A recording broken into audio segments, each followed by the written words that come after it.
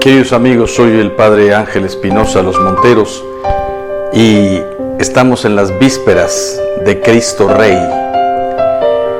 Quisiera comentar con ustedes un detalle del Evangelio que a veces pasa desapercibido. Muy poca gente realmente ha encontrado este detalle. Yo lo encontré gracias a un gran sacerdote, José Luis Martín Descalzo, quien murió ya quizás hace unos 30 años, grande escritor. ¿De qué les quiero hablar? Mire, después de la multiplicación de los panes y de los peces, dice el Evangelio que quisieron coronar a Cristo Rey y Él se retiró a la montaña a orar. Sabía que venían a coronarlo Rey. ¿Por qué? Porque era un rey, por decirlo así, de un éxito, de un triunfo material. Acababa de darle de comer a todo el pueblo, tenía una capacidad de palabra impresionante. Este es el Mesías que había de venir al mundo. Este es el rey, este es el hijo de David. Jesús sabía que no iba a reinar en ese momento y por eso se abrió paso, salió y se fue a orar. ¿Cuándo es cuando Cristo realmente es rey? En la cruz, cuando entrega su vida por nosotros, cuando derrama hasta la última gota de su sangre. Es coronado no con una corona de oro, sino con una corona de espinas. ¿Y cuál es el detalle que a mucha gente se le pierde? Dice el Evangelio, 3 evangelios y una carta de San Pablo, que Jesús gritó en la cruz. Pero cualquiera podría decir, ¿cómo no iba a gritar? Todos hubiéramos gritado de dolor. No, no es así de fácil. Miren, el Evangelio de San Mateo dice, 27:50. Jesús entonces, dando de nuevo un fuerte grito, exhaló el espíritu. Marcos 15:37. Jesús, lanzando un fuerte grito, expiró. Lucas 23:46. Jesús, dando un fuerte grito, dijo, Padre, en tus manos encomiendo mi espíritu. Y San Pablo dice en una de sus cartas, habiendo ofrecido en los días de su vida mortal oraciones y súplicas con un gran grito y lágrimas al que era poderoso para salvarle de la muerte. Gritó. La cosa increíble es esta. Gritó y exhaló el espíritu. Cuando no le quedaba más que inclinar la cabeza y morir, lanzó este grito que debió ser impresionante. Durante 2000 años, muchísimos místicos y gente y sacerdotes han estado reflexionando por qué este grito.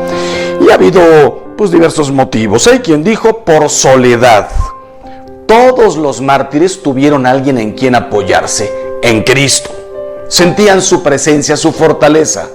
Jesucristo estaba completamente abandonado. Incluso llegó a decir, Padre, Dios mío, ¿por qué me has abandonado?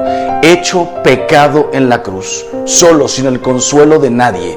En un momento dejaron pasar a María, su madre, a Juan, el apóstol, a otras 3 mujeres.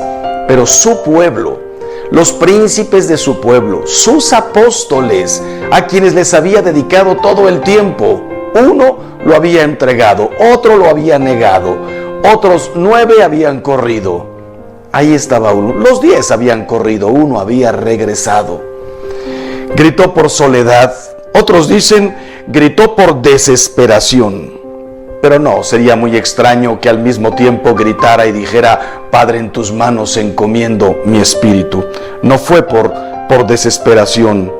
Hay quien dice, murió por la duda de lo que podría haber del otro lado. Imposible. Yo soy el pan vivo que ha bajado del cielo. Era el único que había venido desde el otro lado. Él sabía perfectamente que solo cruzar la puerta le esperaba su Padre y millones de ángeles para festejar el triunfo de la vida, del amor, de la obediencia, de la humildad. Y entonces, ¿por qué gritó? Hay quien dice, por el dolor físico. Parecería lo más creíble, pero ¿has pensado que en Getsemaní, cuando sudó sangre, cuando se le abrieron los poros, en la desesperación en el miedo tremendo, tengo miedo hasta el punto de morir, Padre, si es posible que pase de mí este cáliz, pero que no sea como yo quiero, sino como quieres tú. No gritó en Getsemaní. Cuando ya lo tenían preso, la golpiza que le fueron dando de camino de Getsemaní al encuentro con el Sanedrín. Dice el Evangelio de San Juan que uno se adelantó y le dio una bofetada a Jesús. Si analizamos seriamente la sábana santa, se ve cómo tiene todo el ojo cerrado y no gritó. Al contrario, con una paz y una tranquilidad le dice: si he hablado mal, prueba en qué. Si no, ¿por qué me pegas? Probablemente con todo el ojo ya cerrado de ese golpe. No gritó. De ahí siguió el camino a casa de Anás, de Caifás, de Herodes, hambre, sueño, insultos, nada, no hay un solo grito. De ahí viene la flagelación. Eran 40 golpes menos 1, 39. Sabemos por la sábana santa que con Jesús no hubo ninguna piedad, no hubo límite de golpes. Además, los látigos romanos terminaban en 3 puntas. A veces la terminación era metal, a veces era un hueso de animal. ¿Cómo le abrieron la carne? Algunos pedacitos se los arrancaron. Como manso cordero iba a ser degollado. No se oye un solo grito en la flagelación. Podría perfectamente decir ahí: Jesús gritaba y nadie se apiadaba de él. No gritó. Después de la brutal flagelación, la coronación de espinas, nadie las contó, no sabemos si fueron 30, 50, 100, 200. Conocemos el tamaño del tipo de espina, una cosa de este tamaño. ¿Te imaginas entrando en su cuero cabelludo, en el cráneo? No gritó. Dice el Evangelio que vinieron a golpearlo con bastones, a escupirle y a burlarse de él. ¿Te imaginas cada bastonazo encima de la corona de espinas, hincando las espinas en la carne? No gritó. No gritó. Después de la coronación de espinas, le pusieron la cruz en los hombros. Lo hicieron caminar, volvemos a decir, el hambre, el calor, la sed, más las espaldas rotas. Le pusieron una túnica, lo hicieron caminar, le molestaba incluso la ropa. Dice la tradición que cayó 3 veces, pudieron ser más. Piensa en las rodillas, piensa en la cruz sobre el hombro. No gritó. Cuando llega a la cima del Gólgota, él mismo se acuesta sobre la cruz, piensa en la penetración de cada uno de los clavos, una mano, la otra mano, un pie, el segundo pie sobrepuesto sobre el otro pie. No hay un solo grito ante los martillazos. Cuando levantaron la cruz y su carne golpeó el madero abrupto, lleno, por decirlo así, de costras. ¡Qué dolor! Y no hay ni un grito. 3 horas colgado en la cruz y nos da las 7 palabras, nos entrega a su madre. Dice: tengo sed, se encomienda a su padre, ni un grito. Y cuando faltaban solamente 1 segundo para morir, dando un fuerte grito, expiró. ¿Por qué gritó? No fue del dolor físico. Y entonces viene este sacerdote José Luis Murtín Descalzo y dice: gritó por el dolor moral. Dolor moral. Lo grave no es morir, sino morir inútilmente. ¿Por cuántos? ¿No te daría gusto a ti que me estás escuchando morir si te asegurara yo ahora mismo que tu muerte será la redención, la paz, todo para todo el universo? Creo que hasta yo me ofrecería. En cambio, Jesús sabía para cuántos iba a ser inútil, para cuántos moría en vano. El Evangelio de San Lucas, en el capítulo 14, versículo 13, dice: acabado todo tipo de tentación, el diablo se alejó de él hasta un tiempo oportuno. ¿Qué significa un tiempo oportuno? ¿Recuerdan ustedes las 3 tentaciones? Pide que estas piedras se conviertan en pan. Tírate del pináculo porque total los ángeles te atraparán. Te sostendrán con sus alas. Tercera tentación, póstrate y adórame, y todo esto te daré. Y Jesús había respondido con una entereza: no solo de pan vive el hombre. No tentarás al Señor tu Dios, solo a Dios adorarás. No había tenido, con todo y que tenía 40 días de ayuno, no había tenido el problema en responder con esa entereza. Sabemos por el Evangelio de San Juan 13:2, dice: cuando ya el diablo había inspirado a Judas, estaba rondando ahí el diablo. Y dice Juan 13:27, tras el bocado entró en él Satanás, en Judas. Estaba ahí en la última cena rondando. Dice José Luis Martín Descalzo: ¿cuál es ese otro momento oportuno en el que se presenta el diablo a tentar a nuestro Señor? Probablemente fue en la cruz. No habrá llegado Satanás en ese momento para presentarle como un velo enorme. ¿Para cuántos moría en vano? ¿Cuántos no se iban a reconciliar? ¿Cuántos lo iban a odiar para siempre en aquel tiempo y ahora? ¿No habrá visto desde la cruz la mediocridad de sus elegidos? Los apóstoles, los discípulos, los que vendríamos después, sacerdotes, laicos, consagradas, religiosos y religiosas. La mediocridad de todos nosotros, el que nos había llamado a la santidad y a la perfección. ¿No habrá visto desde la cruz las falsificaciones de su evangelio? Usar el evangelio del amor para convertirlo en el del poder, del dinero, de no sé cuántas cosas. ¿No habrá visto desde la cruz la violencia de los violentos? El que acababa de decir en la última cena: un mandamiento nuevo os doy, el que ya existía desde antes, ahora completamente purificado, que os améis los unos a los otros como yo os he amado. Perdonad a quien os persigue, amad a vuestros enemigos, orad por quien os hace el mal, por quien os calumnia. Él lo había dicho. ¿No habrá visto desde la cruz la violencia de las grandes guerras? Nosotros recordamos la Primera Guerra Mundial, la Segunda, la Guerra Civil Española, los cristeros, Vietnam, Corea. No podemos olvidar que desde hace 2000 años, si no es que 3000, siempre, en algún lugar del mundo siempre se ha estado en guerra.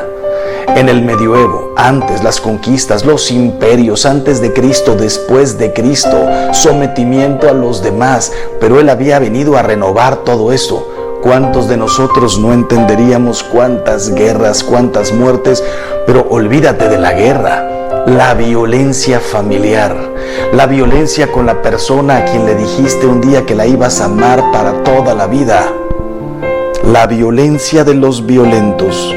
El imperio de la mentira, el que había dicho: yo soy la verdad.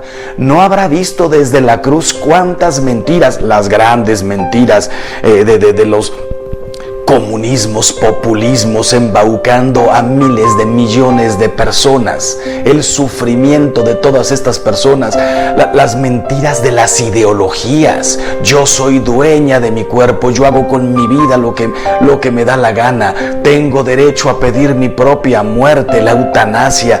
La mentira, el que había dicho: yo soy la verdad, yo soy la vida, yo soy el camino. ¿Cuántas cosas no habrá visto Jesús desde la cruz? Y el imperio de la mentira a nivel familiar, a nivel conyugal, con los socios, con los clientes. ¿No habrá visto desde ahí lo que nos costaría decir la verdad? ¿No habrá visto desde la cruz las divisiones entre cristianos? Él había dicho en la última cena: Padre, que todos sean uno, como tú y yo somos uno.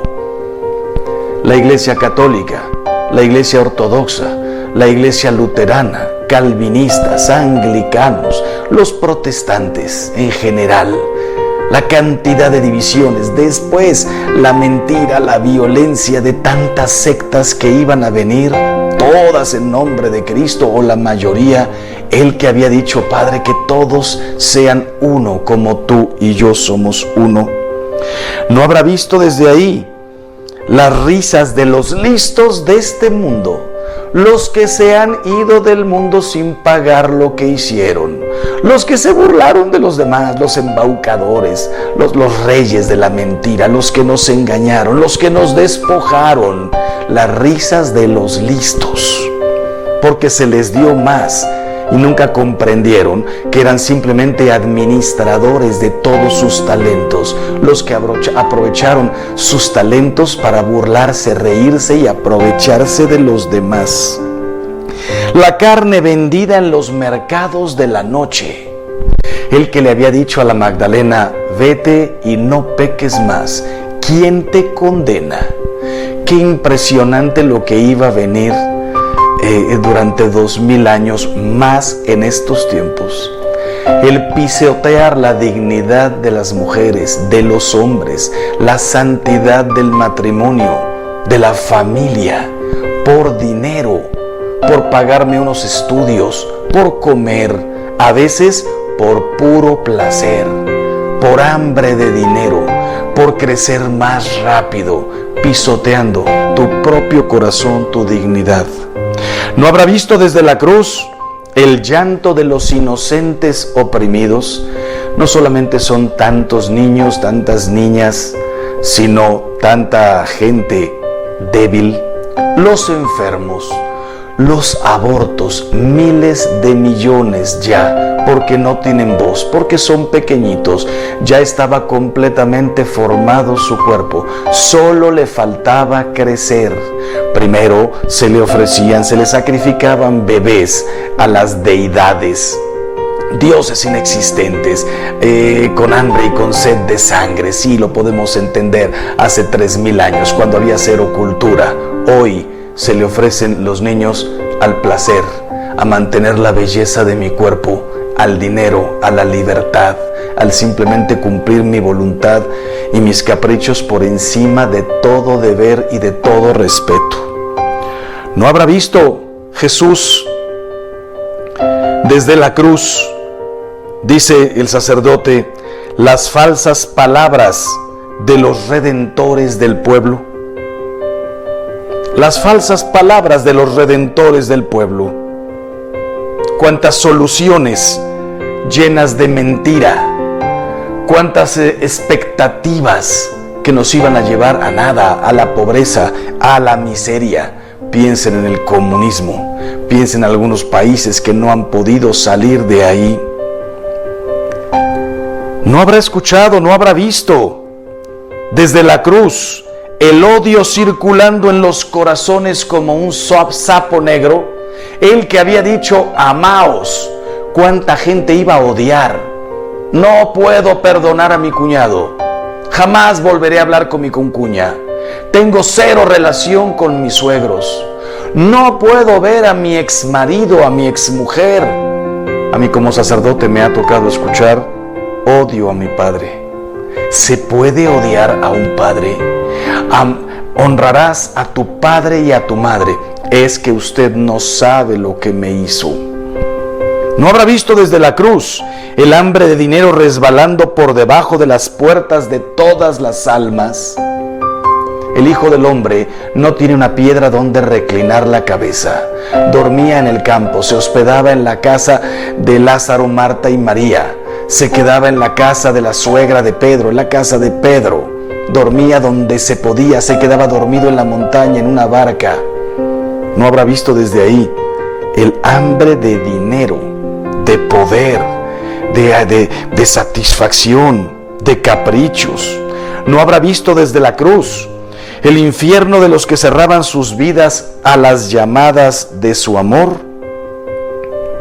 ¿No habrá comprendido que podría dar un sentido al sufrimiento humano, pero no librar del sufrimiento y de la muerte a los hombres? El que había venido a dar su vida por nosotros, el que había sufrido hasta el máximo, hasta la última gota de su sangre. ¿No habrá escuchado desde la cruz el llanto en tantos hospitales? Madres perdiendo a sus hijos, hijos enterrando a sus padres, padres, hermanos, familias viendo impotentes que no se iban a poder curar miles de personas y que iban a vivir en el dolor en una silla de ruedas por 20, 30 y 40 años? ¿No habrá sentido congelarse su alma ante el frío latigazo de la indiferencia, de los que no somos malos, de los que no tenemos hambre de dinero, de los que no somos poderosos, de los que no le hemos hecho mal nunca a nadie, pero que nuestra grande desgracia es la indiferencia?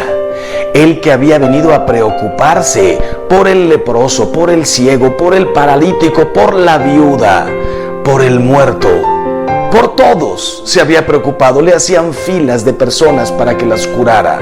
Se preocupaba por los mismos de Israel y en cuántas ocasiones dijo: no he venido para estos, pero bueno, tráiganmela. Yo he venido a curar a todos, a todo el mundo, a sanarlos del pecado y de la enfermedad. ¿Cómo no iba a gritar? Gritó. Y su grito sigue ahí, taladrando las paredes de la eternidad y de la historia. Y los hombres inventamos un mar de ruidos y de estruendos para no escuchar su grito. Nadie lo escucha, o casi nadie. Apagado por los televisores, amortiguado por las guitarras eléctricas, cloroformizado por las risas de un mundo que no quiere oír los llantos de los hombres y mucho menos el llanto de Dios. Hay que guardar silencio para escuchar ese grito. Hay que amar para escucharlo. Pues bueno, mañana es día de Cristo Rey. Está ahí en su trono, en la cruz. Le faltan unos instantes para morir. Date hoy un tiempo para ir al sagrario, para ir a misa, para ponerte delante de un crucifijo y verlo y decirle: perdóname, Señor, gritaste, porque también me viste a mí. Dame la gracia, la fe, la esperanza, el amor para ponerme de pie y no ser más indiferente ante tu dolor y hacer todo lo que pueda por tu iglesia, por las almas, por los hombres, mis hermanos, en definitiva, por ti, que eres la cabeza del cuerpo místico. Yo sé, Señor, que por ti no puedo hacer nada. Tú estás con tu Padre, tú estás ya allá. Pero tú te has identificado con cada uno de los pequeños. El que dé de beber, aunque sea un vaso de agua, a uno de estos pequeños, a mí me lo da. Hoy me pongo de pie y te digo: Señor, voy a consumir mi vida haciendo todo el bien que pueda, a toda la gente que pueda, con mis palabras, con mi testimonio, con mis obras, con mi ejemplo, con mi vida, con un consejo, con mi oración y con mi sacrificio. Queridos hermanos, que viva Cristo Rey y que nosotros reinemos con Él.